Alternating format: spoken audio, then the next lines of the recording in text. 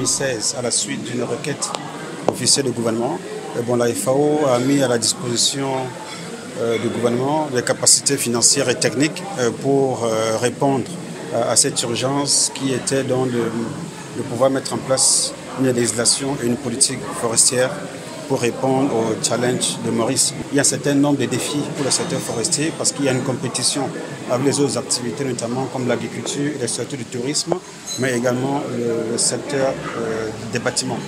Et il a donc fallu mettre en place cette politique qui permettrait au moins de pouvoir conserver les forêts existantes pour que ces forêts puissent apporter les services, notamment environnementaux, mais tout ce qui porte sur le développement durable, mais également pour s'assurer que les forêts peuvent contribuer à la sécurité alimentaire, qui est l'objectif. Aujourd'hui, l'île est couverte par 25% des forêts, mais en ce qui concerne une forêt indigène de bonne qualité, comme on dit, il ne représente que 2%.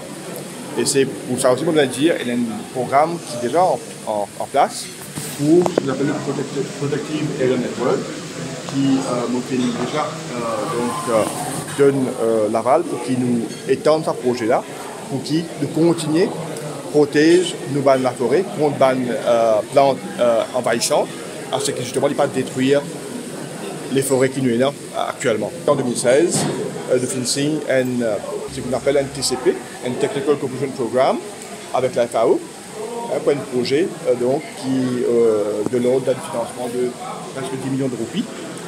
Et à partir de là, 5 consultants étrangers sont recrutés avec 2 consultants locaux. Et donc, vous mettez sur pied une série de réunions consultatives pour capable justement adresser le problème. Et c'est comme ça qu'il finit à plusieurs ateliers de travail. Et aujourd'hui, nous là, justement, pour valider un petit peu toutes les propositions qui finissent ressortir à travers toutes ces réunions consultatives là, pour qu'ils nous capables de venir avec une législation qui réponde aux besoins d'aujourd'hui, d'une part, et d'autre part aussi, qui manière nous forme toutes les personnes concernées dans ce secteur-là, parce que la capacité building est important. Et bien sûr, comment dire, nous devons déployer tous les moyens qui besoin pour protéger davantage nos forêts à Maurice. Alors tout ça, on va vous dire sur l'impact, bien sûr, il est encore plus important aujourd'hui, surtout quand nous connaissons l'impact du changement climatique, qui peut cause beaucoup de bons problèmes, pas seulement local, mais au niveau global. Mais nous, comme un petit pays, un petit État insulaire, nous sommes encore plus vulnérables. Alors, nous devons faire tout pour qu'ils nous protègent de l'environnement.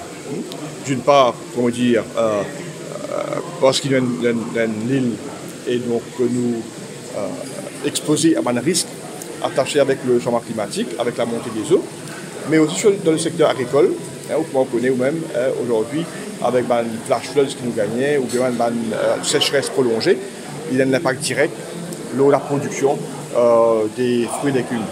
Alors tout ça pour aider justement à protéger davantage l'environnement et bien sûr contribuer pour ce qu'on appelle le carbon sequestration. Alors il y a plusieurs rôles qui jouent qui aujourd'hui nous aident faire tout pour qu'il ne pas détruire l'environnement et on assure bien sûr la nouvelle génération une planète qui est encore bon faire vivre.